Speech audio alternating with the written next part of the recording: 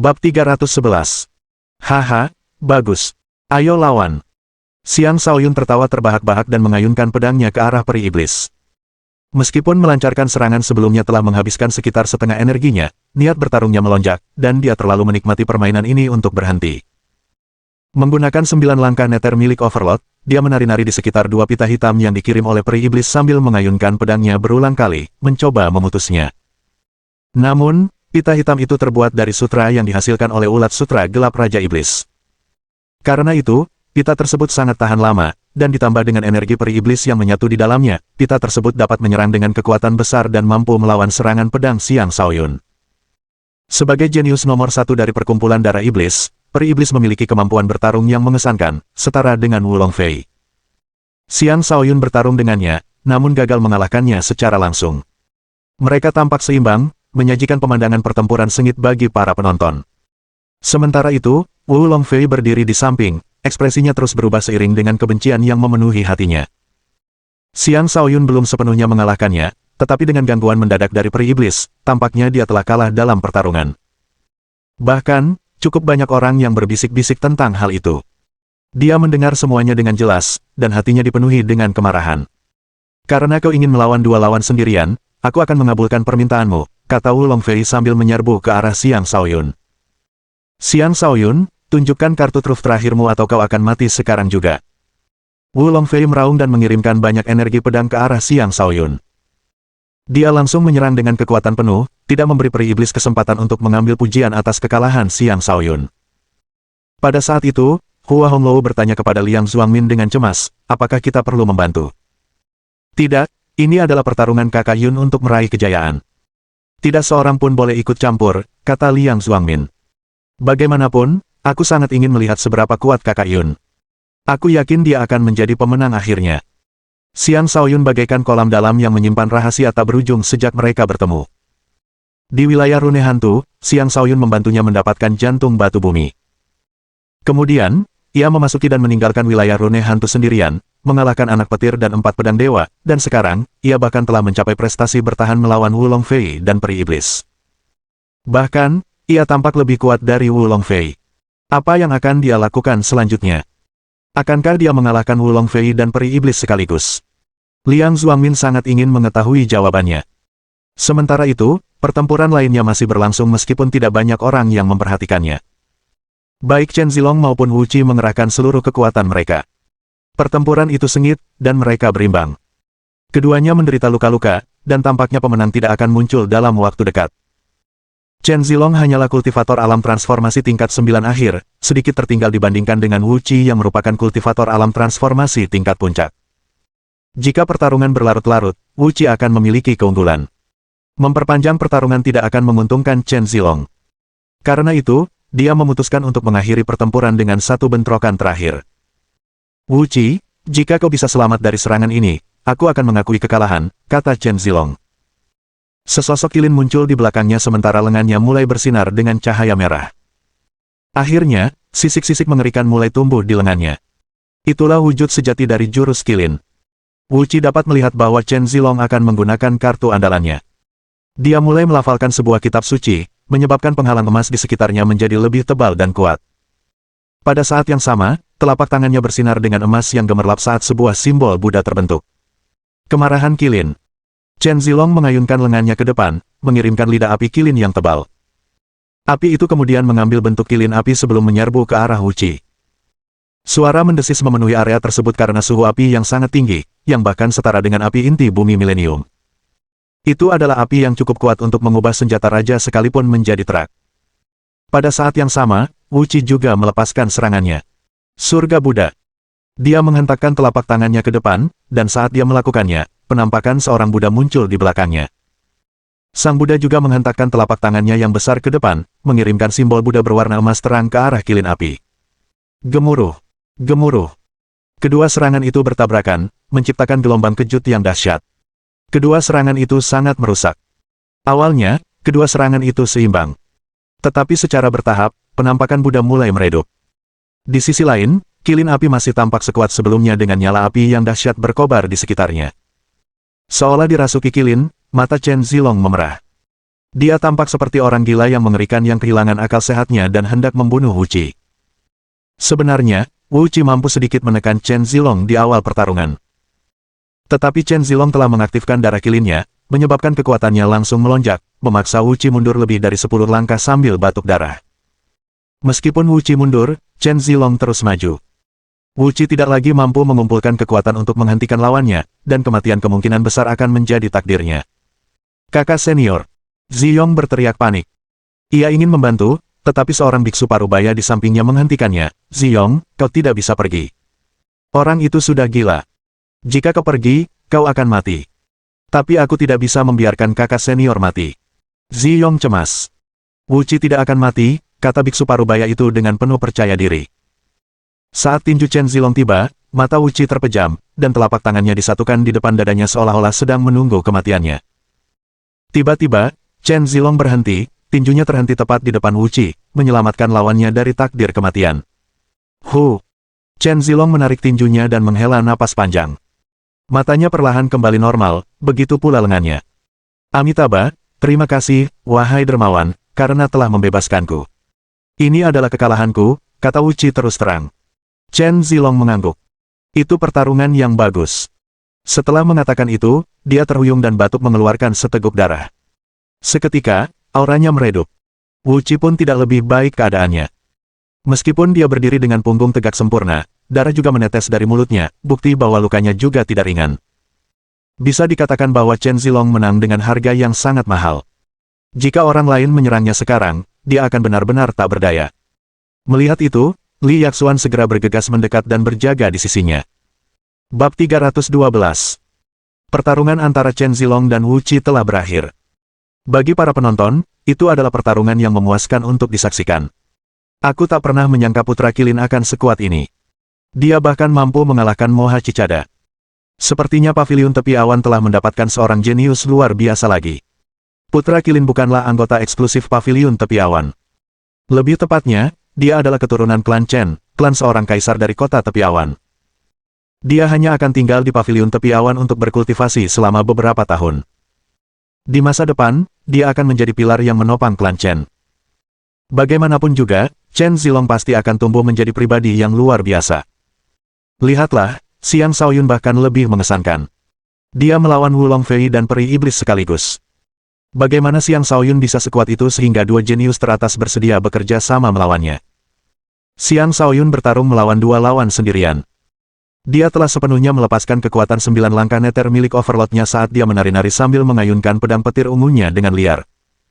Dia harus melawan energi pedang Wu Longfei sambil menghadapi pita hitam peri iblis. Untuk melakukan itu, dia terpaksa mengerahkan semua energi astral yang ada di tubuhnya. Pertarungan itu sangat memuaskan baginya, dan fokusnya berada pada tingkat tertinggi yang pernah ada. Meskipun Wu Longfei pernah dipukul mundur oleh Xiang Shaoyun sebelumnya, dia tidak menganggapnya sebagai kekalahan yang sebenarnya. Menghadapi Xiang Shaoyun lagi, ia menyerang dengan banyak energi pedang yang menghujani Xiang Shaoyun seperti hujan deras. Orang lain pasti sudah penuh lubang setelah dikelilingi oleh begitu banyak energi pedang. Sekadar mampu bertahan hidup saja sudah cukup untuk menunjukkan kehebatan Xiang Shaoyun. Peri iblis juga memamerkan bakatnya yang luar biasa. Matanya yang cerah mampu menyilaukan siapapun yang memandangnya, dan kedua pita hitam itu seperti perpanjangan tubuhnya. Dia mengayunkannya tanpa henti, menyerang dengan kecepatan dan kekuatan. Pita hitam itu hanya perlu sedikit menyentuh batu untuk menghancurkannya menjadi bubuk. Jika manusia terkena, kemungkinan besar manusia itu akan berubah menjadi tumpukan daging cincang. Peri iblis menggunakan sepasang pita hitam sebagai senjata karena dia menguasai teknik yang sangat langka yang disebut tarian iblis kacau. Tarian iblis kacau adalah teknik pertempuran eksklusif bagi kultivator wanita di mana potongan-potongan kain digunakan sebagai senjata. Seseorang yang menggunakan teknik ini dapat menciptakan pemandangan yang menyerupai tarian iblis, karena itulah namanya. Teknik ini tidak hanya terlihat mengesankan, tetapi juga mampu menabur kebingungan pada orang lain dan memiliki kekuatan penghancur yang sangat besar. Dia memang berhasil melayangkan beberapa serangan ke Xiang Shaoyun, dan jika bukan karena baju zirah yang dikenakannya, dia pasti akan menderita luka parah. Di bawah gempuran serangan tanpa henti dari Wu Longfei dan peri iblis, baju zirah itu menunjukkan tanda-tanda kerusakan karena retakan mulai muncul di permukaannya. Meskipun zirah itu berkualitas tinggi, pedang surgawi terbang Wu Longfei dan pita peri iblis juga bukan senjata biasa. Keduanya memiliki kualitas yang setara dengan Zira tersebut, dan dengan pertempuran yang begitu sengit, dapat dimengerti mengapa Zira itu mulai rusak. Mereka sangat kuat. Semua makhluk aneh ini, umpat Lin Zihan yang sedang mengamati dari sudut tertentu. Dia yakin bahwa kekuatannya termasuk yang terbaik di antara rekan-rekannya. Namun setelah menyaksikan pertarungan Xiang Shaoyun, Wu Longfei, dan Peri Iblis, dia tiba-tiba merasa bahwa kekuatannya masih jauh dari cukup. Kakak senior, jangan lupakan dirimu sendiri. Kau lebih kuat dari mereka semua, kata seorang wanita muda yang terpesona di samping Lin Zihan. Lin Zihan tersenyum pasrah dan berkata, aku bisa bertahan 100 langkah melawan mereka. Setelah itu, aku pasti akan kalah. Xiang Shaoyun akan menderita sekarang karena dia harus menghadapi dua orang sekaligus, kata Yan Yan dengan nada sinis. Xiang Shaoyun, kukira kau bisa mengalahkan kami berdua sekaligus. Tapi jika ini terus berlanjut, kaulah yang akan kalah, kata Wu Longfei. Kurasa dia tidak punya peluang sama sekali, kata Peri Iblis sambil mencambuk pita hitamnya berulang kali. Seluruh langit dipenuhi pita hitam, menutup semua jalur pelarian Xiang Shaoyun. Dia jelas berniat untuk terus menekan dan mengalahkan Xiang Shaoyun sekali dan untuk selamanya. Terlebih lagi, energi pedang Wu Longfei mengepung dan menyerang Xiang Shaoyun tanpa henti dari segala arah dengan cara yang sangat sulit untuk ditangkis. Bahkan seorang ahli alam langit tingkat 3 pun akan menderita kekalahan ketika kedua jenius ini bekerja sama. Di mata semua orang yang hadir, Xiang Shaoyun hanya berjuang tanpa harapan. Jika dia bersikeras untuk terus bertarung, kematian akan menjadi satu-satunya takdirnya. Aku tak sanggup lagi menonton. Aku akan membantu. Hua Honglou hendak melakukan sesuatu karena ia tak tahan melihat Xiang Shaoyun dibunuh. Liang Zuangmin segera menghentikannya dan berkata, tenanglah, Kak. Kakak Yun belum menggunakan kekuatan penuhnya. Apa maksudmu dia tidak menggunakan kekuatan penuhnya? Dia hampir mati, tegur Hua Honglou. Teruslah mengamati. Kedua orang itu akan menjadi pihak yang kalah, kata Liang Zuangmin dengan percaya diri. Pada saat itulah Xiang Shaoyun tiba-tiba berkata, hahaha, jika hanya ini yang kau punya, tidak ada gunanya melanjutkan tipu daya ini. Dia mengumpulkan energinya, mengatur napasnya, dan meraung. Raungan mengerikan menggema di seluruh area. Gelombang suara dahsyat itu menghantam Wu Longfei dan Peri Iblis, sangat mempengaruhi mereka. Mereka berhasil mundur tepat waktu, tetapi mereka masih merasakan darah mereka mendidih di dalam diri mereka. Kemudian, sayap harimau putih tumbuh dari punggung Xiang Shaoyun, dan pedang petir ungunya digantikan oleh pedang pembunuh langit penguasa. Dia melayang ke langit, dan bahkan luka-luka di sekujur tubuhnya pun tidak bisa menyembunyikan betapa mengesankannya penampilannya. Semua orang yang menyaksikan kejadian itu terkejut. Bagaimana dia bisa terbang? Apakah dia setengah binatang? Bodoh! Buka matamu lebar-lebar. Dia menggunakan sepasang sayap energi, bukan sayap sungguhan. Jadi, apakah itu kartu andalannya? Bagaimana dia melakukannya? Apakah dia memiliki teknik bertarung terbang yang unik? Jika demikian, kemenangannya hampir pasti melawan Wu Longfei dan Peri Iblis. Tidak heran dia begitu percaya diri. Jadi ternyata dia punya kartu truf seperti ini. Dengan sesuatu seperti ini di tangannya, apa yang bisa dilakukan lawan-lawannya? Tentu, terbang itu bagus. Tapi jangan lupa bahwa Wu Longfei dan Peri Iblis pernah membunuh kultivator alam langit sejati sebelumnya. Aku ragu Xiang Shaoyun akan mampu bertahan lama di udara. Begitu durasinya berakhir, bukankah dia tetap akan mengalami kekalahan? Sungguh mengejutkan, keluh Wu Longfei. Kau takut, ejek Peri Iblis. Takut. Aku. Kalau dia berani datang, aku akan langsung memotong sayapnya. Lihat saja bagaimana dia bisa terbang nanti, seru Wu Longfei dengan angkuh. Ya, kalau begitu kita akan membunuhnya. Aku sangat tertarik dengan teknik terbang itu, kata Peri Iblis. Sekali lagi, keduanya menyerang Xiang Shaoyun. Ayo lawan. Aku tidak akan memanfaatkan kalian dengan menyalahgunakan kemampuan terbangku. Ini akan menjadi kekalahan yang akan kalian berdua terima dengan sepenuh hati, kata Xiang Shaoyun dengan tegas. Dia menarik napas dalam-dalam dan menutup matanya, sepenuhnya menghubungkan dirinya dengan pedang pembunuh langit penguasa. Dia sudah mengetahui mengapa dia tidak mampu mencapai fase yang lebih dalam dari kesatuan senjata manusia dengan pedang petir ungu. Itu karena pedang petir ungu bukanlah senjata takdirnya. Adapun pedang pembunuh langit penguasa, karena dia sendiri yang menempa ulang pedang itu dan telah memeliharanya dalam waktu lama di lautan kosmos astralnya, auranya telah menyatu dengannya, dan hubungan langsung telah lama terjalin antara dirinya dan pedang tersebut. Karena itu, dia yakin dapat mencapai tahap pengendalian energi dengan pedang pembunuh langit penguasa. Bab 313. Wu Longfei dan Peri Iblis tidak lagi menahan diri. Mereka tahu bahwa kemampuan terbang telah memberi Xiang Shaoyun keuntungan besar atas mereka. Mereka akan memanfaatkan kesempatan ini sebaik-baiknya ketika Xiang Shaoyun masih belum berniat mengalahkan mereka dengan tetap berada di udara. Pedang 8 arah. Wu Longfei menyatu dengan pedang surgawi terbang dan menusukkannya ke depan 8 kali berturut-turut. 8 energi pedang dengan panjang sekitar 100 meter tercipta, masing-masing melesat ke arah Xiang Shaoyun dari arah yang berbeda dengan kekuatan luar biasa. Setan menari di seluruh dunia. Peri iblis mulai menari seperti peri hitam, pita hitamnya berkibar kemana-mana saat mereka berputar-putar seperti sepasang naga iblis yang mencoba melahap dunia. Energi pedang bekerja bersama naga-naga iblis itu dan mengepung Xiang Shaoyun, mencoba mencabik-cabiknya. Para penonton menyaksikan dengan tegang. Mereka jelas menyadari bahwa jika berada di posisi Xiang Shaoyun saat ini, tak seorang pun dari mereka akan selamat. Mereka pun tidak percaya Xiang Shaoyun bisa selamat. Hua Hongluo mengepalkan tinjunya begitu erat hingga kukunya menusuk dagingnya dan menyebabkannya berdarah. Terlihat jelas betapa cemasnya dia saat ini. Liang Zuangmin juga sama gugupnya saat dia mengencangkan cengkeramannya pada kapaknya, siap untuk menyerbu dan membantu Xiang Shaoyun kapan saja. Adapun Chen Zilong yang terluka, dia tidak mau repot-repot memulihkan diri. Sebaliknya, dia berdiri dengan dukungan Li Yaxuan sambil fokus pada pertempuran, menunggu hasil akhir. Di tengah gempuran serangan yang hebat, mata Xiang Shaoyun tetap terpejam, seolah-olah dia mencoba merasakan sesuatu. Sayap harimau putihnya mengepak berulang kali, menciptakan gelombang energi emas ganas yang melindunginya dari serangan Wu Longfei dan peri iblis. Xiang Shaoyun telah menempa sayap ini berkali-kali, dan sekarang, sayap itu memiliki kemampuan bertahan yang menakjubkan. Pada saat yang sama, sayap itu juga sangat lincah. Hampir separuh energi pedang hancur oleh sayap-sayap itu. Bahkan energi pedang yang selamat dan mencapai penghalang energi Xiang Shaoyun telah sangat melemah dan tidak mampu memberikan banyak kerusakan padanya. Adapun peri iblis, meskipun pita hitamnya sangat kuat, kekuatan dari kepakan sayapnya mampu mengubah lintasannya. Pada saat yang sama, energi emas ganas yang dilepaskan sayapnya cukup tajam untuk merusak pita hitam tersebut. Hal itu memberi Xiang Shaoyun waktu yang ia manfaatkan untuk memahami tahap pengendalian energi Wu Longfei. Ia terus memindai lintasan energi pedang, mencoba memahami bagaimana energi pedang itu dikendalikan. Sambil melakukan itu, ia juga memusatkan perhatiannya pada pedangnya, memasuki tahap kesatuan senjata manusia, mencoba memahami hubungan antara dirinya dan pedangnya. Energi pedang dipancarkan dari pedang itu sendiri, tetapi sebenarnya energi tersebut berasal dari pemilik pedang. Oleh karena itu, dapat dikatakan bahwa energi pedang juga merupakan bagian dari orang tersebut dan pedang hanya bertindak sebagai media untuk meningkatkan kekuatan mereka. Setelah menyadari hal itu, Xiang Shaoyun akhirnya mulai mengirimkan energinya ke pedang pembunuh langit Overlord.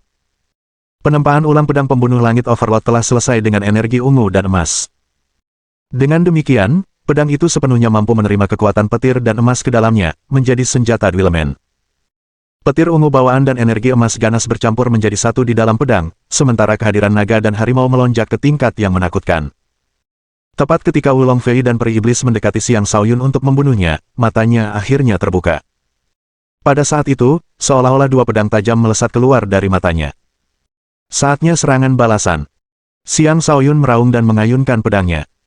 Tebasan itu seketika melahirkan seekor naga ungu yang melolong dan seekor harimau putih yang mengaum. Kedua binatang buas itu menyerbu maju bersama energi pedang yang menghancurkan energi pedang Wu Longfei dan memotong pita hitam peri iblis menjadi berkeping-keping. Gemuruh. Gemuruh.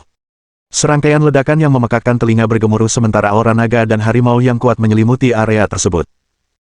Aura ganas dan gagah berani itu sangat mengejutkan, membuat semua orang merasa seolah-olah seorang raja sejati telah tiba untuk mengawasi mereka semua, seorang raja yang tak seorang pun berani menentangnya. Para penonton semuanya tersentak kaget. Apakah itu serangan Xiang Shaoyun? Kenapa begitu menakutkan? Naga dan harimau itu terasa seperti nyata. Serangan yang sangat dahsyat. Apakah dia selama ini menahan kekuatannya hanya untuk momen serangan balik ini? Aku ragu bahkan seorang raja tahap ketiga pun bisa bertahan. Benar. Serangan ini terlalu menakutkan. Lihat, pedangku bergetar tanpa kendaliku. Apakah ini terjadi karena betapa kuatnya niat pedangnya? Wu Longfei dan peri iblis tidak akan dikalahkan begitu saja, kan? Akan sangat mengejutkan jika itu terjadi. Sejak kapan Pavilion Cloud Margin memiliki orang sejenius ini? Dia benar-benar menyembunyikan dirinya dengan baik selama ini. Aku tahu Kakak Yun tidak akan kalah. Kekuatan macam apa itu? Menakutkan sekali, seru Liang Zuangmin dengan penuh semangat. Dia bisa merasakan dengan sangat jelas bahwa bahkan pertahanan terkuatnya pun tidak akan mampu bertahan dari serangan itu. Hua Honglou juga tersenyum gembira, matanya tampak seperti mata seorang gadis muda yang sedang jatuh cinta saat ini. Di samping Lin Zihan, Yan Yan pucat pasi sambil bergumam, Xiang Shaoyun ini sangat menakutkan. Dia telah menyinggung perasaan Xiang Shaoyun sebelumnya. Jika dia memutuskan untuk membunuhnya, bahkan Akademi Seribu Hutan pun tidak akan mampu membalas dendam atas namanya. Sekarang kau tahu, kita hanya bisa berteman dengan orang seperti ini. Jangan pernah menjadikannya musuh, kata Lin Zihan sambil menghela napas. Ia masih merasa agak tersinggung, tetapi ia tidak bisa mengabaikan kekuatan yang baru saja ditunjukkan Xiang Shaoyun. Dalam hati, ia berkata pada dirinya sendiri, sepertinya aku harus memasuki alam Sky Soar sesegera mungkin. Hanya dengan menerobos sebelum mereka, aku akan memiliki kesempatan untuk unggul. Sementara itu, Wu Longfei dan peri iblis panik. Mereka sudah mengerahkan seluruh kekuatan mereka, namun Xiang Shaoyun tiba-tiba meledak dengan tahap pengarahan energinya sendiri, meningkatkan kekuatan niat pedangnya secara drastis. Hal itu langsung menghancurkan serangan mereka, menyebabkan mereka tidak mampu menghentikan serangannya. Energi pedang Wu Longfei sepenuhnya ditekan, dan dia malah diserang oleh energi pedang saber. Dia tidak bisa menghentikan serangan yang datang, menyebabkan banyak luka sayatan di tubuhnya saat dia terlempar dan batuk darah. Peri iblis juga tidak dalam kondisi yang lebih baik. Pita hitamnya telah robek, naga hitam energinya hancur. Dia membungkus dirinya dengan lapisan pita hitam dalam upaya untuk memblokir energi pedang yang datang, tetapi pertahanannya hancur berantakan di bawah serangan itu. Banyak luka yang tertimbun di tubuhnya, baju zirahnya hancur, dan bahkan kerudung hitam di wajahnya pun terlepas, memperlihatkan wajah yang sangat memikat. Dia memang seorang wanita cantik yang luar biasa, bahkan lebih cantik dari Hua Honglou. Matanya seolah mampu memikat siapapun. Segala sesuatu tentang dirinya, dari kulitnya yang merona hingga bibirnya yang indah dan rambut hitamnya yang terurai, memancarkan pesona yang tak berujung. Dia adalah kecantikan sejati. Bab 314. Wu Longfei dan peri iblis terlempar jauh saat baju besi mereka hancur berkeping-keping sebelum mereka jatuh dengan keras ke tanah dengan semburan darah yang menyembur keluar dari tubuh mereka. Xiang Shaoyun tetap berdiri, tetapi sayap harimau putihnya meredup dan perlahan menghilang. Dengan pedang pembunuh langit penguasa di tangannya, dia tersenyum. Aku menang. Dia tidak menekan lebih jauh, tetapi dia juga tidak takut dengan serangan balik mereka. Jika dia bisa mengalahkan mereka sekali, dia yakin dia bisa mengalahkan mereka 2 kali. Kerumunan terdiam, menunggu tanggapan dari Wu Longfei dan peri iblis. Wu Longfei berusaha bangkit berdiri, tetapi lukanya terlalu parah, dan dia tidak bisa lagi bertarung. Menggunakan pedangnya sebagai penopang, dia memaksa dirinya untuk tetap berdiri. Menatap Xiang Shaoyun dengan ekspresi rumit, dia berkata, kau benar. Ini kerugian kita. Sebelum peri iblis bergabung dalam pertarungan, dia sudah hampir kalah. Namun, dia tidak mau menerimanya. Kali ini, dia mengalami kekalahan total, dan tidak ada yang bisa menyangkalnya. Karena peri iblis bergabung dalam pertarungan di tengah jalan, dia mampu melindungi dirinya sendiri lebih baik daripada Wu Longfei. Dengan demikian, dia mampu melindungi bagian vital tubuhnya. Akibatnya, luka-lukanya tidak separah luka Wu Longfei. Menatap Xiang Shaoyun dengan mata berbinar, dia berkata, kau sangat kuat. Aku akan menantangmu lagi di alam langit. Lalu dia berbalik dan berlari ke arah pintu keluar, mengabaikan luka-lukanya. Jelas dia masih mampu bertarung, tetapi dia tidak tertarik untuk melanjutkan pertarungan karena itu sama sekali tidak ada gunanya. Para anggota Sekte Pedang Seribu dengan cepat mengepung Wu Longfei, takut Xiang Shaoyun akan membunuhnya. Liang Zuangmin dan Hua Honglou hendak melakukan hal yang sama terhadap Xiang Shaoyun ketika sebuah anak panah tiba-tiba melesat ke arah Xiang Shaoyun. Anak panah itu terlalu cepat dan hanya sedikit orang yang menyadarinya. Saudara Yun Shaoyun, hati-hati, seru Liang Zuangmin dan Hua Honglou bersamaan. Xiang Shaoyun baru saja menyelesaikan pertempuran besar dan pasti kelelahan saat ini. Karena itu, ini adalah kesempatan sempurna untuk membunuhnya. Tepat sebelum anak panah mengenai sasaran, dia melangkah ke samping dan menghindarinya seolah-olah dia memiliki sepasang mata di belakang kepalanya. Meskipun demikian, dia tidak sepenuhnya menghindari serangan itu, karena luka berdarah tertinggal di bahunya, rasa sakitnya membuat wajahnya meringis. Desis! Desis! Serangkaian anak panah menyusul, seolah-olah para penyerang tidak akan menyerah sebelum membunuh Xiang Shaoyun. Kali ini, Liang Zuangmin dan Hua Honglou tidak lagi berdiri di sana dalam keadaan terkejut. Mereka berdua bergegas dan menangkis anak panah tersebut. Dasar pengecut! Apa kau mencari kematian? Teriak Lin Zihan dari Akademi Seribu Hutan sambil berlari ke arah para penyerang. Karena para penyerang itu menyerang dari tempat yang dekat dengannya, dia dapat segera mendeteksi mereka. Ada 3 orang, dan mereka langsung melarikan diri begitu ditemukan. Kalian pikir kalian mau pergi kemana? Lin Zihan bergerak dengan kecepatan yang sesuai dengan statusnya sebagai ahli nomor 1 di generasinya di Akademi Seribu Hutan dan langsung menyusul ketiganya sebelum mengipas-ngipas mereka. Salah satu penyerang tiba-tiba berbalik dan menembakkan panah ke arah Lin Zihan. Panah itu melesat cepat, tiba di depan Lin Zihan dalam sekejap mata. Pupil mata Lin Zihan menyempit saat ia terpaksa mengubah arah kipasnya untuk menangkis panah tersebut. Jeda singkat itu memungkinkan ketiga penyerang untuk menjauh darinya. Tepat ketika mereka bertiga mengira mereka aman, sesosok tiba-tiba turun dari langit di atas mereka. Sebuah suara dingin terdengar, kalian pikir kalian bisa lolos dariku? Jangan harap. Pendatang baru itu tak lain adalah Xiang Shaoyun. Ketiganya mengangkat kepala dan melihatnya mengangkat pedangnya.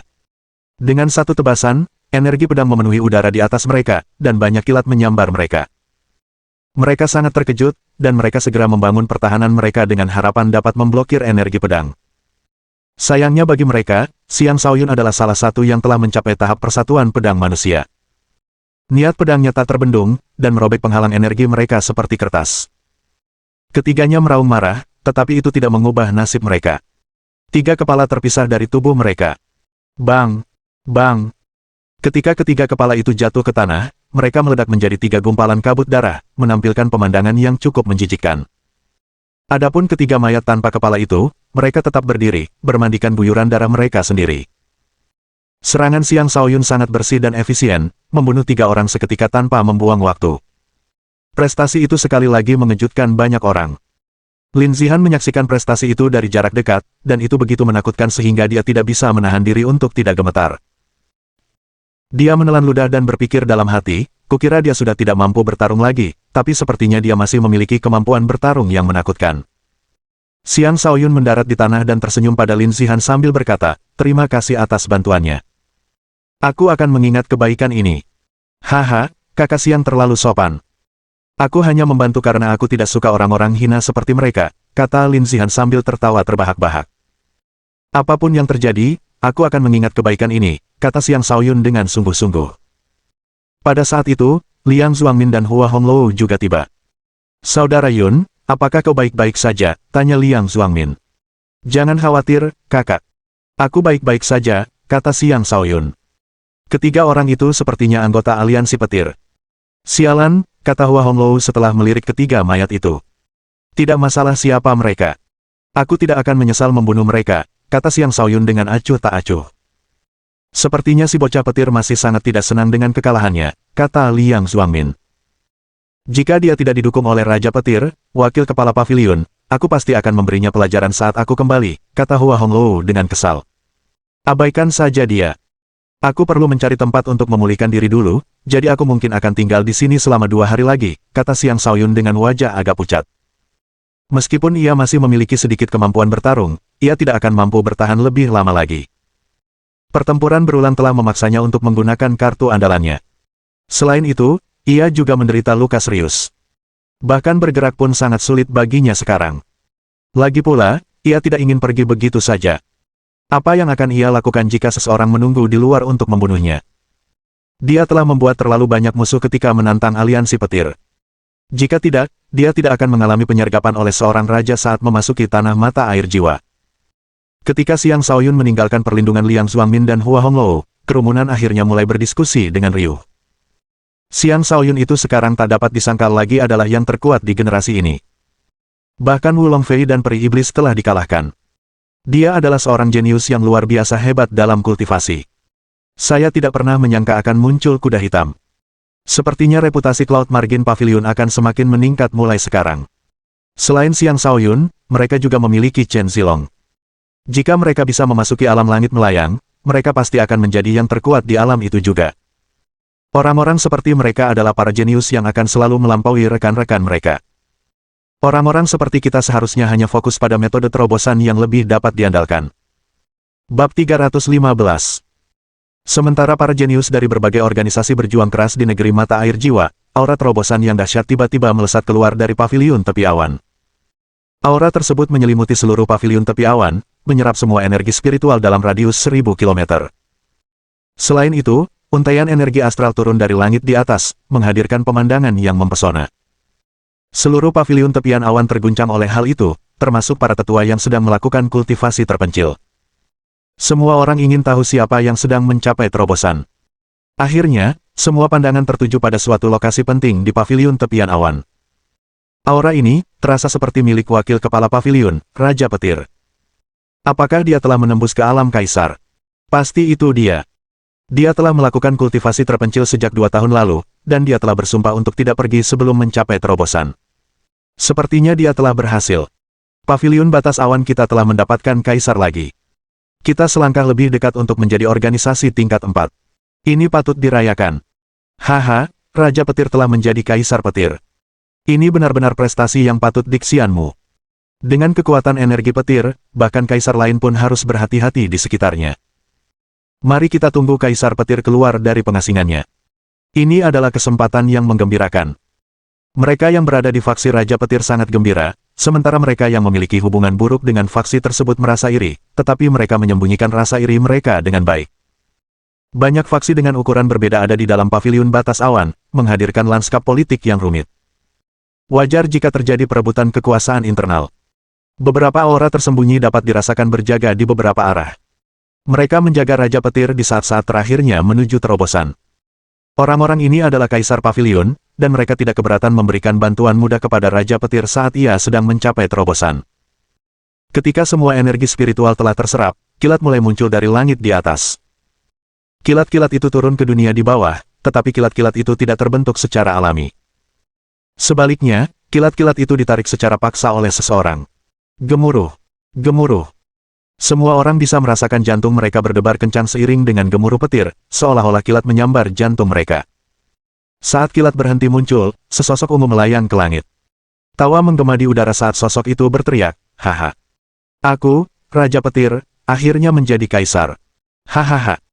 Tawa kaisar petir memenuhi seluruh paviliun tepi awan, dan bahkan beberapa ahli di kota tepi awan pun dapat mendengar suaranya. Kekuatannya terlihat jelas bagi semua orang.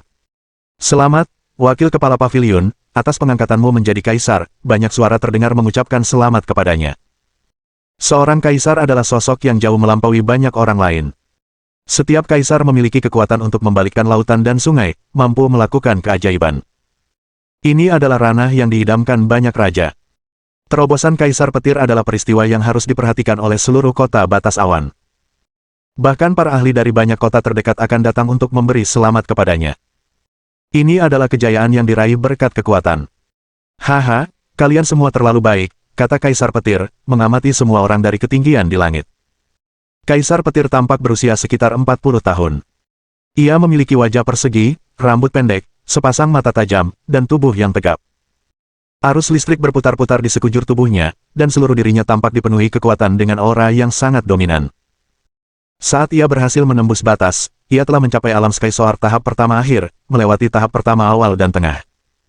Ini adalah prestasi yang cukup mengesankan.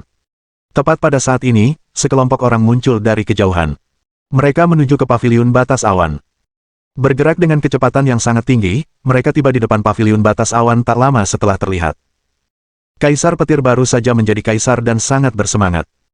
Ketika dia melihat seseorang berani terbang langsung menuju paviliun tepi awan, yang merupakan tanda provokasi, dia memutuskan untuk menggunakan pendatang baru ini sebagai target untuk menegakkan dominasinya dan memamerkan kekuatan barunya sebagai seorang kaisar. Namun sebelum ia sempat melakukan apapun, sebuah suara penuh penghinaan terdengar dari seseorang di antara para pendatang baru. "Oh lihat, orang desa Lugu. Dia begitu senang setelah sedikit terobosan. Benar-benar seperti katak di dalam sumur. Dari mana asal sampah ini? Kau berani menantang paviliun tepi awan dan berbicara dengan lancang. Hari ini, kaisar ini akan memberimu pelajaran. Kau akan menyaksikan kekuatan kaisar ini," kata Kaisar Petir dengan tatapan kejam di matanya. Kemudian dia terbang menuju kelompok pendatang baru sebelum menghantamkan telapak petir ke arah mereka. Telapak petir itu sebesar bukit dan mengandung kekuatan penghancur petir yang mampu menghancurkan gunung. Inilah kekuatan seorang ahli alam kenaikan naga. Orang-orang di paviliun tepi awan semuanya mengangkat kepala untuk melihat telapak tangan itu. Mereka dapat merasakan tekanan yang sangat kuat datang dari sana, dan banyak dari mereka hampir berlutut hanya karena tekanan itu. Namun, serangan yang sangat mengerikan dan dahsyat ini bukanlah apa-apa bagi kelompok pendatang baru itu. Seseorang terbang keluar dari antara mereka dan mengirimkan kepalan tangan tembus pandang ke arah telapak tangan itu. Bang! Serangan telapak tangan Kaisar Petir langsung hancur oleh pukulan itu tanpa melukai satu orang pun. Sebaliknya, dia terpaksa mundur karena pukulan yang mengerikan itu. Dia sangat terkejut dan berseru, seorang ahli alam kenaikan naga. Bagaimana mungkin? Kau berani-beraninya memprovokasi kami. Pergi dari hadapanku, orang itu mencibir dingin sebelum melayangkan serangan telapak tangan ke Kaisar Petir. Serangan telapak tangan itu jauh lebih kuat daripada serangan telapak tangan yang dilayangkan Kaisar Petir sebelumnya. Dalam sekejap, serangan itu tiba di hadapan Kaisar Petir. Kaisar Petir, mundur, seseorang dari paviliun tepi awan memperingatkan. Sayangnya, peringatan itu datang terlambat karena telapak tangan itu menghantam sebelum Kaisar Petir sempat melakukan apapun. Dengan ratapan, dia terlempar ke halaman paviliun tepi awan seperti lalat yang telah ditampar. Pada akhirnya, ia menabrak sebuah gunung, menciptakan kawah besar. Seluruh gunung berguncang akibat benturan tersebut. Semua penghuni paviliun batas awan tercengang. Mereka tidak menyangka bahwa begitu cepat setelah terobosan, sebelum Kaisar Petir bahkan dapat menikmati prestise dan kemuliaan yang dibawanya oleh terobosan tersebut, ia akan disingkirkan seperti serangga. Kini jelas bahwa para pendatang baru jauh lebih menakutkan daripada Kaisar Petir. Pada saat itu, 4 sosok terbang keluar dari paviliun tepi awan. Mereka adalah 4 kaisar terhebat paviliun tersebut, terdiri dari Hua Cheng, permaisuri kecapi. Murong King, kepala paviliun generasi sebelumnya. Yue Yuze, kepala paviliun saat ini, dan Luo Zihan, seorang tetua generasi sebelumnya. Dari keempatnya, yang terkuat adalah Hua Cheng sang permaisuri kecapi. Dia sudah menjadi ahli alam kenaikan naga tingkat 4. Adapun Murong King, dia juga berada di tingkat 4, sedangkan Yue Yuze berada di tingkat 3 dan Luo Zihan berada di tingkat 1.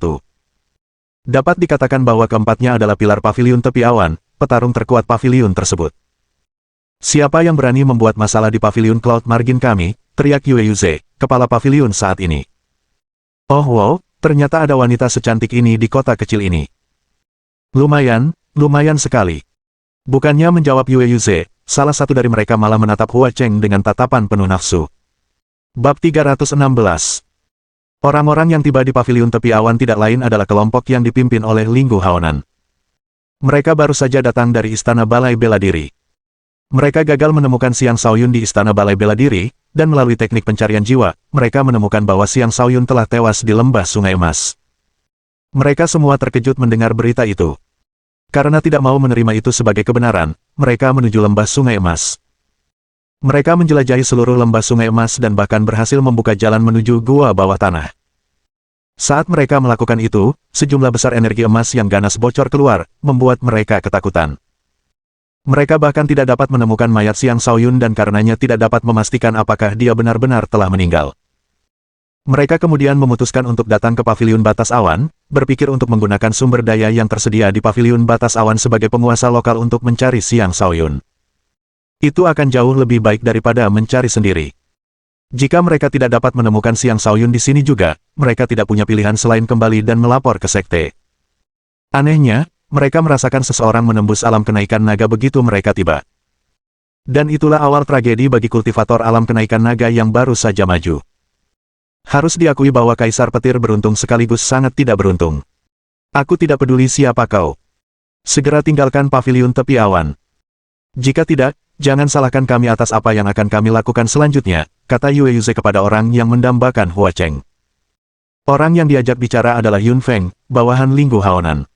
Dia termasuk yang terlemah di kelompok itu. Meskipun termasuk yang terlemah, dia memiliki kekuatan yang setara dengan Hua Cheng. Jelas sekali betapa kuatnya kelompok Linggu Haonan. Itulah juga mengapa Yue Yuze tidak berani menyerang. Dia takut jika melakukannya akan mendatangkan malapetaka ke paviliun tepi awan. Haha, mau gimana lagi? Ayo, lawan saja. Apa aku terlihat takut? Yun Feng tertawa terbahak-bahak. Jangan terlalu memaksakan, kata Yue Yuze sambil mengerutkan kening. Sebelum Yun Feng sempat berkata apapun, Linggu Haonan memerintahkan, Yun Feng, turunlah. Dia menatap Yue Yuze dan berkata, kami di sini untuk mencari seseorang. Tanyakan kepada murid-muridmu apakah ada di antara mereka yang pernah mendengar nama Xiang Shaoyun. Tepat setelah dia mengatakan itu, sedikit rasa takjub muncul di wajah Hua Cheng, tetapi dia segera menyembunyikannya. Dia pikir dia berhasil menyembunyikan keterkejutannya, tetapi Linggu Haonan tetap memperhatikan perubahan ekspresinya. Kami belum pernah mendengar nama itu. Kalian bisa pergi sekarang, jawab Yue Yuze dengan cepat. Haha, kau yakin? Linggu Haonan tersenyum. Tatapannya tertuju pada Hua Cheng, lalu ia berkata, cantik, apakah kau tahu sesuatu? Hua Cheng tidak tahu mengapa mereka mencari Xiang Shaoyun, tetapi intuisinya mengatakan bahwa mereka menyimpan niat jahat. Maka, dia menjawab dengan, saya tidak. Hehe, cantik, kau tidak jujur, kata Linggu Haonan sambil tertawa sebelum tiba-tiba melayangkan telapak tangan ke bawah. Serangan telapak tangan itu tampak sangat santai, tetapi memiliki kekuatan seperti gunung yang runtuh. Gemuruh. Seluruh area paviliun luar rata dengan tanah akibat tertimpa pohon palem, mengubah orang-orang dan bangunan di sana menjadi berkeping-keping. Para murid yang beruntung selamat mulai berteriak panik. Serangan mendadak itu sangat menakutkan mereka dan telah menewaskan sekitar 300 orang serta menghancurkan area seluas beberapa ratus meter persegi. Rasanya hampir seperti bencana alam yang menghantam paviliun, bukan hanya pukulan telapak tangan. Seketika itu, paviliun tepi awan dipenuhi kepanikan. Aktifkan formasi pertahanan segera, perintah Murong King, kepala paviliun generasi sebelumnya. Para tetua segera menuju pos masing-masing dan mengaktifkan formasi. Seketika itu juga, penghalang cahaya yang bersinar menutupi seluruh paviliun tepi awan. Linggu Haonan tidak melanjutkan serangannya. Sebaliknya, dia menatap Hua Cheng dan bertanya, cantik, apakah kau benar-benar tidak mengenal Xiang Shaoyun? Dasar bajingan, aku tak akan mengampuni kalian atas apa yang telah kalian lakukan, teriak Hua Cheng dengan marah. Sebuah kecapi muncul di tangannya, dan jari-jarinya mulai memetik senarnya. Hua Cheng dikenal sebagai permaisuri kecapi, dan senjata pilihannya adalah kecapi. Dia memainkan melodi yang merdu dan merdu, membawa kekuatan yang tak terlukiskan yang membuat Linggu Haonan dan anak buahnya terpesona.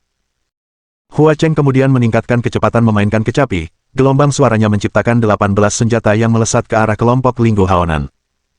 Setiap senjata tersebut cukup kuat untuk menghancurkan gunung. Tepat ketika senjata-senjata itu hendak menyerang Linggu Haonan dan anak buahnya, kejernihan tiba-tiba kembali ke mata Linggu Haonan. Dia melambaikan tangannya, mengirimkan tirai cahaya yang melesat ke depan. Gemuruh. Gemuruh. Serangkaian ledakan terjadi, yang kekuatannya menyebabkan seluruh area bergetar. Arah kecapi. Menarik. Sayangnya, kau masih belum cukup kuat, kata Linggu Haonan sambil tersenyum tipis sebelum menoleh dan memberi perintah, Zhu Jinxi, majulah. Tangkap wanita itu. Ya, Komandan, jawab Zhu Jinxi. Namun sebelum dia bisa melakukan apapun, Yun Feng berkata, Komandan, biarkan saya yang menanganinya. Tidak. Dia sudah memiliki beberapa prestasi dalam aliran kecapi. Sekalipun kau bisa mengalahkannya, itu akan membutuhkan waktu. Aku tidak punya waktu untuk menunggu. Kau bisa berurusan dengan yang lain jika mau, kata Linggu Haonan. Baik, Komandan, jawab Yun Feng, yang tidak berani membantah komandannya. Kedua kepala paviliun dan tetua Luo, silakan mundur untuk sementara. Biarkan aku yang mengurus mereka, kata Hua Cheng. Dia meningkatkan kecepatan memainkan kecapi, mengirimkan serangkaian serangan suara ke arah lawannya. Serangan suaranya, yang mampu membuat orang linglung dan gila, tampaknya mampu menembus segalanya, dan tampaknya ada di mana-mana. Matilah kau, perempuan. Tingkat kultivasi Zhu Jinxi satu tingkat lebih tinggi daripada Hua Cheng. Sambil menahan serangan suara, dia menerjang maju sambil melindungi dirinya dengan penghalang energi yang sepenuhnya melindunginya dari serangan suara.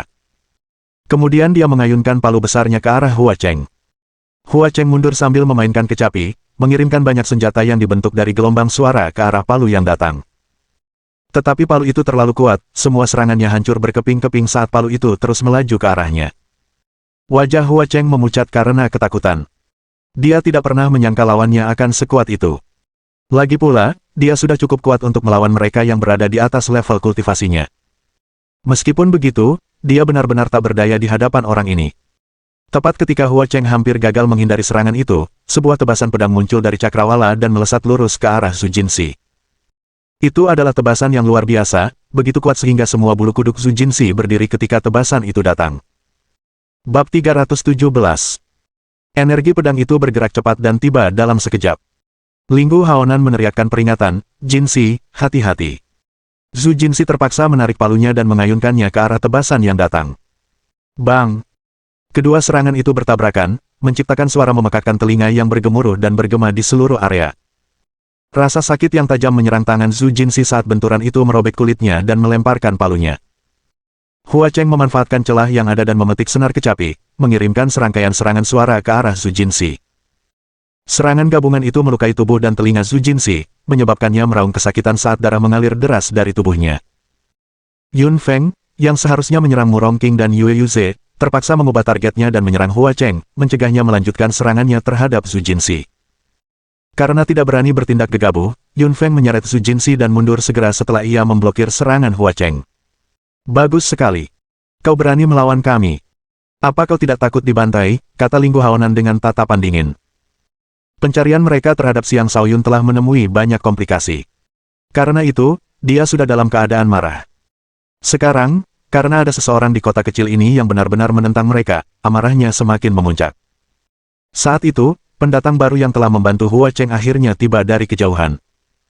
Dia bagaikan pedang yang sangat tajam, seluruh dirinya memancarkan aura yang begitu tajam sehingga sulit bagi seseorang untuk menatap langsung ke arahnya.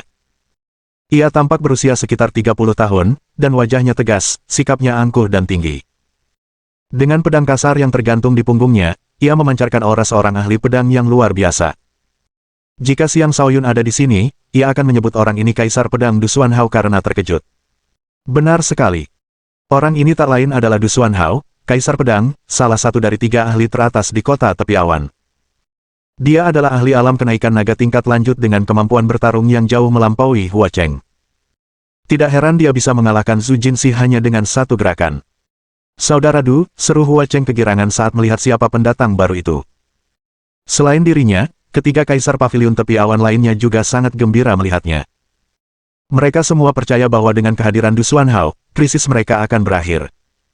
Du Xuanhao mengangguk pada Hua Cheng sebelum melirik kelompok Linggu Haonan. Dia bertanya, siapa mereka?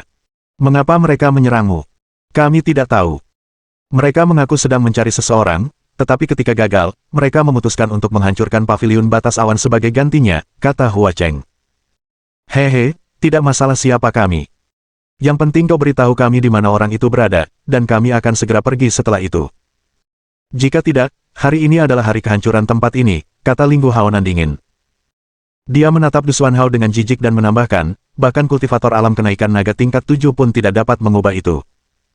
Saat Linggu Haonan mengucapkan kata-kata itu, wajah orang-orang di pavilion tepi awan berubah muram. Jika bahkan alam kenaikan naga tingkat 7 pun bukanlah tingkat kultivasi yang cukup tinggi, seberapa kuatkah orang-orang ini? Begitukah? Menarik, aku benar-benar ingin melihat seberapa kuat dirimu, kata Du Xuanhao. Sepertinya kalian tidak akan patuh tanpa diberi pelajaran terlebih dahulu. Baiklah, serang bersama. Aku sendiri akan menghancurkan semua orang di sini, kata Linggu Haonan, yang akhirnya memutuskan untuk menyerang secara pribadi. Dia tidak punya kesabaran untuk membuang waktu lebih banyak lagi. Jika perkumpulan naga mengetahui bahwa mereka telah melewati perbatasan, merekalah yang akan menderita. Aku sendiri sudah cukup, kata Du Xuanhao. Dia memfokuskan pandangannya pada Linggu Haonan dan meledak dengan kekuatan, menyebabkan energi pedang berapi melesat keluar dari dirinya. Pada saat ini, dia adalah pedang itu, dan pedang itu adalah dirinya. Dia menampilkan wujud sejati dari niat pedang tersebut. Niat pedang. Pantas saja kau begitu percaya diri. Tapi itu masih belum cukup, ujar Linggu Haonan sambil menyipitkan mata dan memprovokasi Du Xuanhao dengan jari tengahnya. Bukalah matamu lebar-lebar dan lihat apa yang kumiliki, kata Du Xuanhao. Auranya mencapai puncaknya, dan dia menghunus pedang yang tergantung di punggungnya, lalu menebas ke arah Linggu Haonan. Satu tebasan untuk menghancurkan dunia. Tebasan itu melepaskan energi pedang elemen api sepanjang beberapa ratus meter. Energi itu melesat menembus udara menuju Linggu Haonan.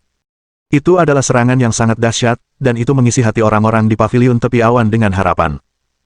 Respons Linggu Haonan adalah melakukan sesuatu yang dianggap gila oleh banyak orang. Dia benar-benar mengulurkan tangan untuk meraih energi pedang itu.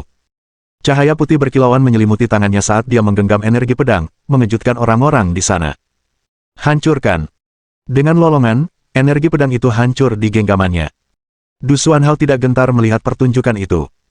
Dia menyerbu ke arah Linggu Haonan sambil mengayunkan pedangnya berulang kali. Kali ini, dia menyerang tanpa menahan diri.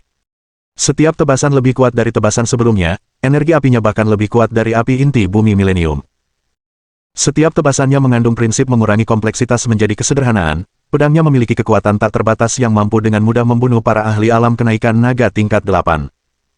Du Xuanhao juga merupakan salah satu orang yang mampu melawan mereka yang memiliki tingkat kultivasi lebih tinggi. Itulah sumber kepercayaan dirinya. Linggu Haonan akhirnya terpaksa menganggap serius Du Xuanhao. Sebuah pedang rubah perak muncul di tangannya saat dia mengirimkan banyak energi pedang perak ke depan, menghancurkan semua serangan yang dikirim oleh Du Xuanhao. Kedua pedang itu berbenturan, menciptakan serangkaian ledakan di langit.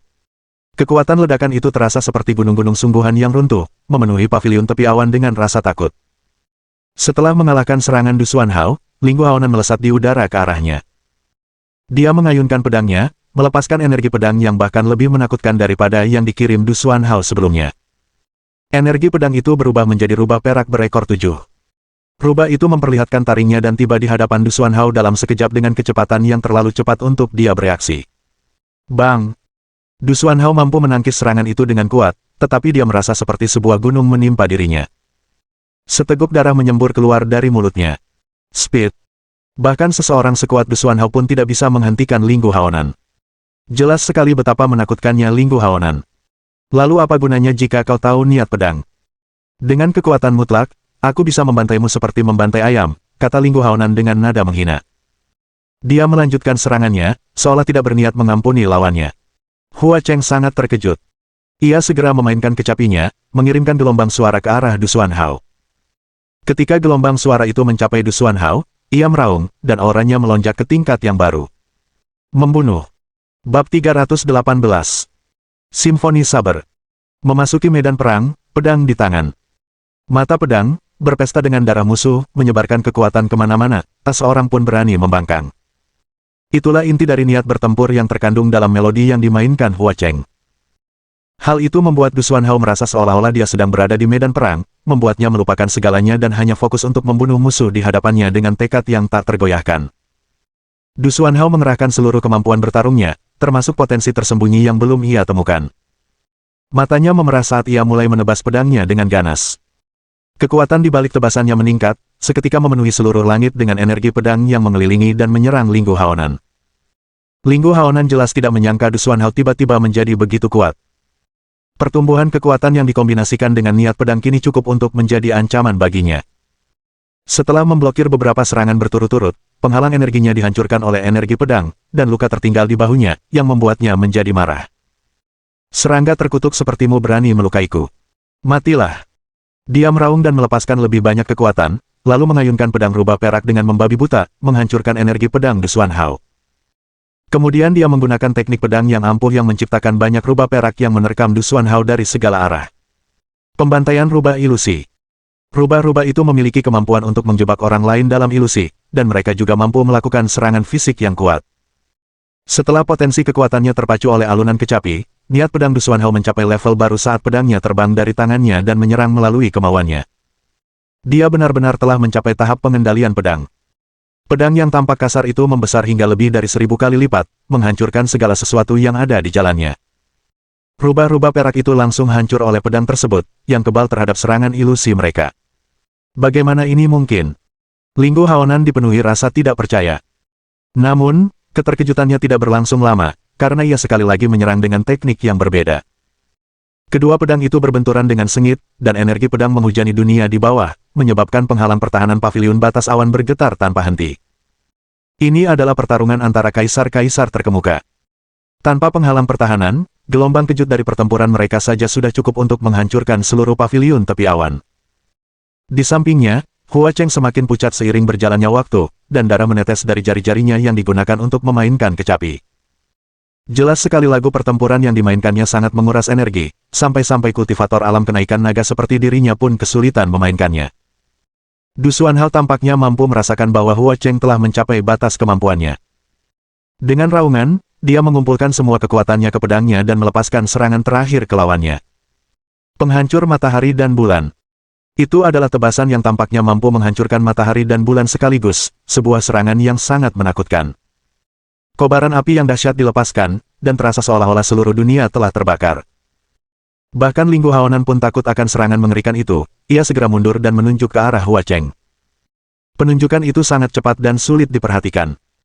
Bahkan Murong King, Yue Yuze, dan Luo Zihan, yang berjaga di sekitar Hua Cheng, tidak dapat bereaksi tepat waktu. Satu-satunya yang mereka dengar adalah ratapan Hua Cheng sebelum ia jatuh dari langit bersama kecapinya. Darah mengalir deras dari tubuhnya. Hua Cheng, seru Murong King panik. Dia terbang mendekat dan meraih Hua Cheng dan kecapi, menghentikan jatuhnya mereka. Kakak Duan. Hua Cheng memanggil dengan lemah. Tanpa dukungan lagu pertempuran, Du Xuanhao seketika melemah, dan serangan yang hendak dilancarkannya dibatalkan. Pembatalan mendadak itu menyebabkannya menderita efek balik, membuatnya terlempar jauh sambil batuk darah dengan wajah pucat. Mati! Linggu Haonan menebaskan pedangnya ke arah Du Xuanhao. Sebagai komandan kelompoknya, dia sebenarnya dipaksa ke dalam situasi putus asa seperti itu oleh seorang kaisar dari kota kecil. Dia tidak bisa menerima itu, dan satu-satunya cara untuk melampiaskan amarahnya adalah dengan membunuh Du Xuanhao. Berhenti. Di saat krisis ini, seorang ahli baru tiba dengan suara yang penuh amarah. Serangkaian energi tinju yang dahsyat muncul dan menghujani Linggu Haonan, memaksanya untuk mengalihkan fokusnya dari membunuh Du Xuanhao menjadi melindungi dirinya sendiri.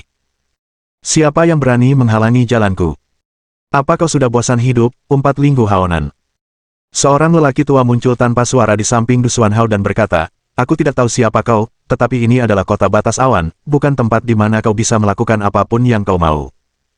Pendatang baru itu tampak bahkan lebih kuat dari Du Xuanhao, dan dia dikelilingi oleh aura yang tak terbatas. Kakak Chen, kau di sini, seru Murong King dengan gembira. Pendatang baru itu tak lain adalah leluhur klan Chen, Chen Jiayan. Dia adalah kaisar nomor 1 dari paviliun tepi awan dan seorang ahli alam kenaikan naga tingkat 8. Chen Zilong adalah keturunannya. Selain Chen Jiayan, 2 kaisar klan Chen lainnya juga telah tiba, yang secara signifikan meningkatkan jumlah kaisar di pihak paviliun tepi awan. Tentu saja, dalam hal kekuatan keseluruhan, mereka masih tak tertandingi oleh kelompok Linggu Haonan. Namun, mereka tidak lagi tampak seperti lawan yang mudah dikalahkan. Apakah kau pikir kau cukup kuat untuk menghentikan kami? Tanya Linggu Haonan. Tentu, kalian sangat kuat. Tapi kami tidak akan tinggal diam saat kami dibunuh, kata Chen Jiayan dengan tegas. Komandan, bantai saja mereka semua, saran Yun Feng. Linggu Haonan menyipitkan matanya sambil menatap Chen Jiayan. Mengabaikan Yun Feng, dia berkata, kalian hanya perlu memberitahu kami di mana menemukan orang tertentu. Kami akan segera berangkat. Jika tidak, kalian semua akan mati hari ini. Dalam hati, dia mengumpat, seandainya bukan karena si brengsek tua Duoji yang memancing para tetua pergi dan kaisar iblis yang telah membunuh banyak dari kita di pegunungan 100 binatang, aku bahkan tidak perlu repot-repot berbicara dengan mereka seperti ini. Kami benar-benar tidak tahu siapa Xiang Shaoyun, ulang Yue Yuze. Kau tidak tahu, tapi itu tidak berarti dia juga tidak tahu, kata Linggu Haonan sambil menunjuk Hua Cheng yang terluka. Hua Cheng, jika kau benar-benar tahu siapa Xiang Shaoyun, beritahu mereka apa yang kau ketahui, bujuk Murong King. Raut wajah Hua Cheng menunjukkan keraguan. Dia sama sekali tidak ingin mengungkapkan keberwereable Xiang Shaoyun. Jika kau ingin semua orang di sini mati untuknya, silakan terus menyembunyikan informasinya.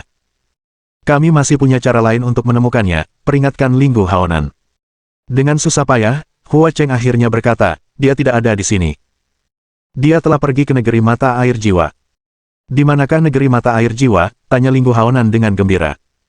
Aku tahu itu. Biar ku beritahu, kata Yue Yuze, yang kemudian memberitahu Linggu Haonan lokasi negeri mata air jiwa. Lihat. Semua masalah ini bisa dihindari jika kalian memberitahu kami lebih awal, kata Linggu Haonan. Anggap saja kalian beruntung. Kami permisi. Maka, mereka pun berangkat menuju negeri mata air jiwa dengan kecepatan tinggi. Bab 319. Setelah kelompok Linggu Haonan pergi, Chen Jiayan, Du Xuanhao, Hua Cheng, Murong King, Yue Yuze, Luo Zihan, dan yang lainnya menghela napas lega. Linggu Haonan saja sudah merupakan lawan yang sulit bagi mereka. Jika bawahannya juga menyerang, sangat mungkin mereka semua akan mati di sana. Saudara Murong, sebenarnya apa yang terjadi? Siapakah Xiang Shaoyun itu sehingga begitu banyak ahli mencarinya? Tanya Chen Jiayan. Murong King menggelengkan kepalanya dengan getir dan berkata, aku juga tidak tahu. Mungkin hanya Hua Cheng yang tahu siapa dia. Dia melanjutkan setelah jeda singkat, Luo Tua, tolong periksa Kaisar Petir. Dia baru saja mencapai terobosan dan dikalahkan bahkan sebelum dia sempat menstabilkan basis kultivasinya. Kuharap dia baik-baik saja. Raja Petir telah berhasil menembus pertahanan. Pantas saja tadi aku merasakan getaran hebat dari sini, kata Chen Jiayan dengan takjub. Ya, tapi mereka telah memukulinya. Aku tidak tahu apakah dia masih hidup sekarang, kata Murong King sambil menghela napas. Sayang sekali. Semoga semuanya berjalan dengan baik, kata Chen Jiayan. Dia menatap Hua Cheng, tetapi ketika melihat luka-lukanya, dia tidak sanggup menanyakan tentang Xiang Shaoyun. Sebaliknya, dia berbicara dengan lembut, Hua Cheng, Du Xuanhao, kalian berdua mengalami luka serius. Pulanglah dan fokuslah pada pemulihan. Kita tidak tahu apakah mereka tiba-tiba berubah pikiran dan kembali. Aku perlu pergi melihat tanah mata air jiwa karena Zilong klanku juga ada di sana. Jika orang-orang gila itu memutuskan untuk membantai anak-anak juga, keadaan akan menjadi rumit. Dia hendak pergi bersama kedua kaisar klan Chen ketika Murong King menghentikannya. Dia berkata, aku akan ikut denganmu. Murid-murid paviliun batas awan kita ada di sana, jadi aku juga perlu berada di sana. Sebelum mereka pergi, Hua Cheng berbicara dengan lemah. Xiang Shaoyun adalah seorang pemuda dengan masa depan cerah, juga saudara angkatku. Jika memungkinkan, tolong bantu dia. Siapakah dia? Bagaimana dia bisa memprovokasi musuh-musuh sekuat itu? Tanya Murong King. Hua Cheng menggelengkan kepalanya. Aku tidak tahu banyak. Satu-satunya yang kutahu adalah dia adalah murid dari Istana Balai Bela Diri. Bagaimana mungkin organisasi kecil seperti Istana Balai Bela Diri bisa memprovokasi keberadaan yang begitu kuat? Sebaiknya kau lupakan pemuda itu mulai sekarang. Jika tidak, seluruh paviliun tepi awan akan menderita karenanya, kata Murong King dengan enggan. Kemudian dia pergi bersama klan Chen dan yang lainnya. Apakah Xiang Shaoyun seorang pemuda berusia sekitar 17 tahun? Tanya Du Xuanhao. Hua Cheng mengangguk. Ya, dia adalah seorang jenius dalam ilmu pedang yang telah memahami niat pedang. Aku berencana untuk merekomendasikannya menjadi muridmu, tetapi malah terjadi hal seperti ini. Hehe, dia sudah menolakku sejak lama, kata Du Xuanhao sambil tersenyum tak berdaya. Ia melanjutkan, kembali ke paviliun dan istirahatlah.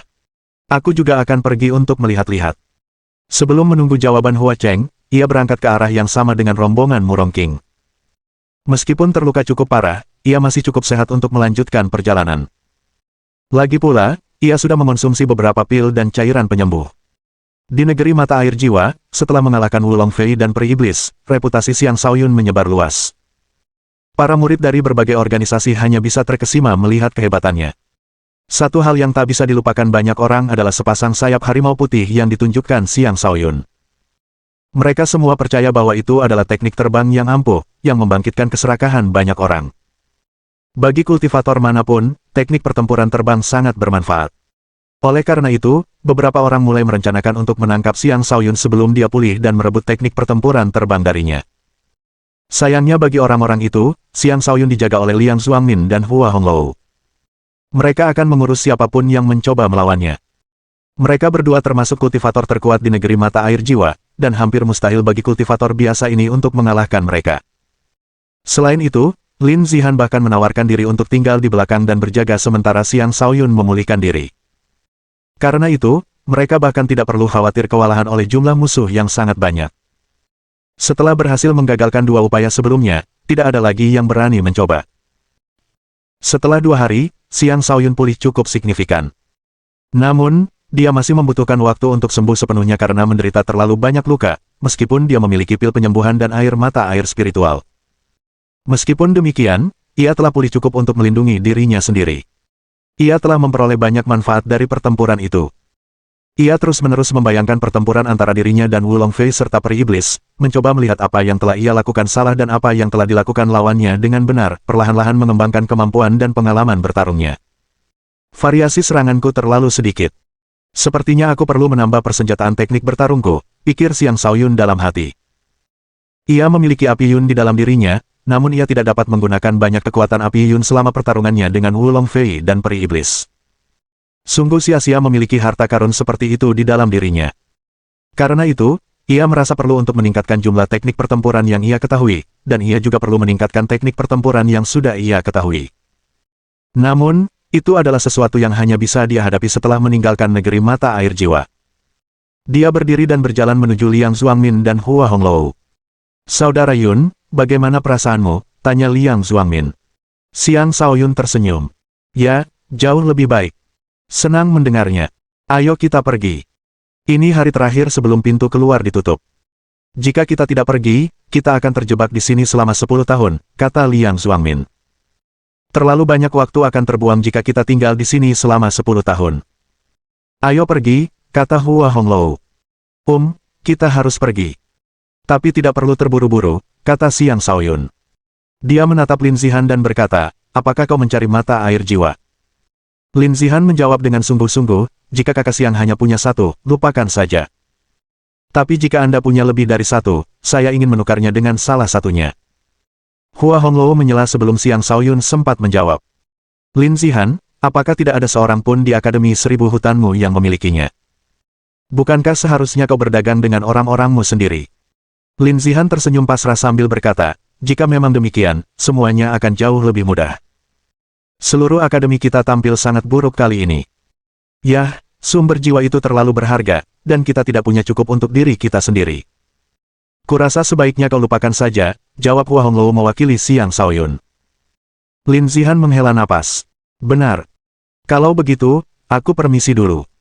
Aku yakin aku masih bisa memasuki alam Sky Soar dengan mengandalkan diriku sendiri. Dengan raut wajah kecewa, dia berbalik untuk pergi. Saat itulah Xiang Shaoyun memanggilnya dan berkata, Saudara Lin, tunggu sebentar. Ini, aku punya beberapa untaian mata air jiwa. Ambillah. Dia menyerahkan sebuah botol giok berisi beberapa untaian mata air jiwa kepada Lin Zihan. Shaoyun, dari mana kau mendapatkan begitu banyak barang itu? Mengapa kau memberikannya kepadanya? Tanya Hua Hongluo. Sejak kakak Lin memutuskan untuk membantuku, dia telah menjadi temanku. Apa artinya beberapa helai mata air jiwa dibandingkan dengan seorang teman? Lin Zihan akhirnya pulih dari keterkejutannya dan berkata, ini untukku. Bab 320. Lin Zihan tidak perlu diberitahu betapa berharganya sehelai benang mata air jiwa. Ia sulit percaya bahwa Xiang Shaoyun dengan murah hati memberinya beberapa helai benang secara cuma-cuma. Ambillah. Xiang Shaoyun mendorong botol itu ke tangan Lin Zihan sebelum berkata kepada Liang Zuangmin dan Hua Hongluo, ayo pergi. Saatnya meninggalkan tempat ini. Haha. Ya, ayo pergi, Liang Zuangmin tertawa. Dia tidak merasa tidak puas hanya karena Xiang Shaoyun telah memberikan beberapa helai mata air jiwa kepada Lin Zihan. Sebaliknya, dia merasa bahwa Xiang Shaoyun adalah orang yang jujur dan murah hati, sifat-sifat yang disukainya pada seseorang. Liang Zuangmin juga menginginkan beberapa mata air jiwa untuk dirinya sendiri, tetapi dia sudah memiliki jantung batu bumi. Itu sudah cukup baginya untuk menembus ke alam berikutnya. Bagaimanapun, dia yakin Xiang Shaoyun memiliki lebih banyak, dan dia akan mendapatkan bagiannya apapun yang terjadi. Lin Zihan baru tersadar dari keterkejutannya setelah rombongan Xiang Shaoyun menjauh darinya. Ia segera mengejar mereka dan berkata, Xiang Shaoyun, aku akan menerima hadiah besarmu ini. Aku tidak punya sesuatu yang pantas untuk kuberikan sebagai balasannya, tetapi aku akan mengingat ini dan membalas budimu di masa depan. Jika kau menganggapku teman, jangan sebutkan soal pembayaran lagi, kata Xiang Shaoyun sambil melambaikan tangannya. Dia memiliki banyak air mata air jiwa, dan beberapa helai yang dia berikan tidak berarti apa-apa baginya. Lin Zihan terharu karenanya dan hampir memeluk Xiang Shaoyun lalu menangis di pundaknya saat itu juga. Meskipun dia yakin bisa memasuki alam Sky Soar, itu mungkin membutuhkan waktu 1 atau 2 tahun, atau bahkan lebih lama. Terobosan yang akan dia raih akan jauh lebih lambat daripada yang lain, dan begitu itu terjadi, akan sulit baginya untuk mengimbangi para jenius lainnya. Mata air jiwa yang diberikan Xiang Shaoyun kepadanya telah menyelesaikan masalah ini. Dengan demikian, ia sekarang menganggap Xiang Shaoyun sebagai dermawannya. Dalam perjalanan keluar, Hua Hongluo tak kuasa menahan diri untuk menatap Xiang Shaoyun dengan kesal sambil bertanya, mengapa kau memberikannya begitu murah hati? Setidaknya, kau seharusnya menukarnya dengan sesuatu yang nilainya setara. Xiang Shaoyun menjawab dengan sungguh-sungguh, dia telah membantu saya. Karena itu, dia layak menerima bantuan saya. Mengubahnya menjadi transaksi akan mengubah keseluruhan makna dari tindakan tersebut. Hua Hongluo ingin membalas, tetapi ketika melihat tatapan serius Xiang Shaoyun, ia menelan kata-katanya. Sebagai gantinya, ia bergumam, kau dan idealismemu. Aku juga harus mendapatkan bagianku dari mata air jiwa nanti. Haha, kau dan kakak sama-sama akan mendapat bagian, kata Xiang Shaoyun sambil tertawa. Aku tahu kakak Yun tidak akan melupakan kita, kata Liang Zuangmin dengan gembira. Tak lama kemudian, mereka tiba di depan sebuah pintu yang bersinar. Mereka melangkah melewatinya untuk mencapai dunia luar. Saat Xiang Shaoyun tiba di luar, hantu pemangsa tertawa terbahak-bahak dalam hatinya, hahaha, aku akhirnya keluar dari tempat sialan itu, hahaha. Xiang Shaoyun bisa merasakan kegembiraannya, dan entah mengapa hal itu juga membuatnya merasa sedih, seolah-olah ia merasa sedih atas nasib hantu pemakan yang telah terperangkap di sana begitu lama. Dia hampir tidak mengenal hantu pemangsa, jadi aneh jika dia merasa seperti itu. Dia menggelengkan kepala dan menenangkan emosinya. Kemudian dia berangkat menuju kelompok paviliun batas awan bersama Liang Zuangmin dan Hua Hongluo. Para peserta boleh melakukan apapun yang mereka inginkan di negeri mata air jiwa, tetapi di luar sana, mereka tidak boleh membuat masalah.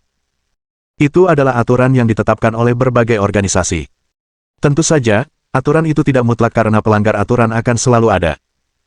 Saat Xiang Shaoyun tiba di dunia luar, dia merasakan banyak tatapan tertuju padanya. Rupanya, prestasinya telah menyebar hingga ke sini juga. Para tetua telah mengetahui apa yang terjadi dari murid-murid mereka. Mereka tidak pernah menyangka bahwa seorang anak tak dikenal seperti ini akan mengalahkan bocah petir, 4 pedang ilahi, Wulong Fei, dan peri iblis. Itu terlalu mengejutkan. Dia benar-benar menginjak-injak semua teman-temannya. Seseorang dengan bakat seperti itu hampir pasti akan menjadi raja di masa depan, dan hanya masalah waktu sebelum ia menjadi kaisar juga. Beberapa orang bergegas menuju Xiang Shaoyun. Bajingan kecil, apakah kau Xiang Shaoyun? Sebuah teriakan menggema di telinga Xiang Shaoyun. Xiang Shaoyun memandang para pendatang baru itu dan melihat bahwa mereka menunggangi kelelawar darah iblis. Jelas sekali mereka berasal dari perkumpulan darah iblis. Dia mengerutkan kening dan berkata, dari mana datangnya anjing yang menggonggong ini? Dia akan menunjukkan rasa hormat ketika diperlakukan sama. Demikian pula, mereka yang tidak menghormatinya akan menerima perlakuan yang sama darinya. Bajingan, kau berani-beraninya menghina raja ini. Akan kubunuh kau, teriak tetua perkumpulan darah iblis yang marah. Pada saat itu, tetua paviliun batas awan tiba dan berkata, perkumpulan darah iblis, apakah kalian mencoba memulai perang di sini? Bagaimanapun juga, Xiang Shaoyun mewakili paviliun tepi awan di negeri mata air jiwa. Jika sesepuh membiarkan orang lain membunuhnya, itu akan menjadi aib bagi paviliun tepi awan. Ini tidak ada hubungannya denganmu. Pergi, atau kita akan berkelahi, bentak tetua perkumpulan darah iblis. Kau memprovokasi seseorang dari paviliun tepi awan, dan kau berani mengklaim ini tidak ada hubungannya dengan kami. Apa kau pikir kami takut padamu, kata tetua itu. Baiklah. Kita akan bertarung, kata anggota perkumpulan darah iblis dengan kilatan kejam di matanya. Tunggu dulu, apa masalahmu dengan Xiang Shaoyun? Tanya Heluo, tetua paviliun tepi awan lainnya. Apa kau tidak tahu apa yang telah dia lakukan di negeri mata air jiwa? Kata tetua perkumpulan darah iblis dengan dingin. Wajar jika ada korban jiwa saat memperebutkan mata air jiwa, kata Heluo. Jika hanya itu masalahnya, kami akan menerima kekalahan ini begitu saja. Tapi dia sebenarnya telah membunuh murid jenius kami, wajah iblis. Ini adalah dendam yang harus diselesaikan. Minggir, atau kita bisa memulai perang sekarang juga, kata tetua perkumpulan darah iblis. Haha, sungguh lelucon. Jadi hanya orang-orangmu yang bisa membunuh, tapi kami tidak bisa melawan. Apa kau bodoh, ejek Hua Honglou. Xiang Shaoyun telah membunuh si wajah iblis saat menyelamatkannya. Tentu saja, dia harus berbicara mewakilinya. Benar sekali. Jika perkumpulan darah iblis tidak bisa menerima kerugian apapun, seharusnya kau tidak memasuki tanah mata air jiwa. Oh, kau ingin membalas dendam atas kematian orang-orangmu. Baiklah, ayo lawan kami, kata tetua pertama paviliun tepi awan. Awalnya aku hanya berencana membunuh anak ini, tapi karena kau bersikeras ikut campur, maka peranglah yang akan terjadi, kata tetua perkumpulan darah iblis dengan niat membunuh yang sangat kuat. Tepat ketika perkelahian hampir pecah, Heluo memarahi Xiang Shaoyun. Xiang Shaoyun, apa yang kau tunggu? Berlututlah dan tunggu hukumanmu. Apakah kau ingin melihat perang dimulai karena dirimu? Tetua He, apa ini? Tanya tetua lainnya dengan bingung. Aku tidak merasa perlu membuat keributan sebesar ini. Biarkan saja Xiang Shaoyun bersujud kepada perkumpulan darah iblis dan memohon agar mereka mengampuninya. Kurasa itu sudah cukup bagi perkumpulan darah iblis, kata Heluo terus terang. Bahkan orang-orang dari perkumpulan darah iblis pun terkejut. Tetapi mereka segera mengerti bahwa Heluo kemungkinan besar juga tidak menyukai Xiang Shaoyun. Jika tidak, dia tidak akan mengatakan hal seperti itu. Jika Xiang Shaoyun bersujud kepada mereka di depan umum, bagaimana dia bisa menghadapi orang lain di masa depan? Itu kemungkinan akan menjadi akhir dari kultivasinya. Kemajuan di masa depan hampir mustahil baginya. Ya, jika dia bersujud dan memohon ampunan, mungkin kita akan mengampuninya, sesepuh perkumpulan darah iblis itu setuju. Mohon dukungan dari omom ante-ante sekalian, buat subscribe atau sharekan novel Mimin ke Facebook kalian, agar channel Mimin bisa terus berkembang. Dengan begitu, Mimin bisa lebih semangat untuk up novel seru lain ke depannya. Buat teman-teman yang sudah subscribe dan sharekan novel Mimin, Mimin ucapkan terima kasih sebanyak-banyaknya. Sekiranya teman-teman menghadapi masalah video diputar dalam bahasa Inggris, coba tukar kepada bahasa Indonesia original melalui cara ini. Semasa mendengarkan, pencet tombol setting di atas kanan video, pilih audio track dan tukar bahasa.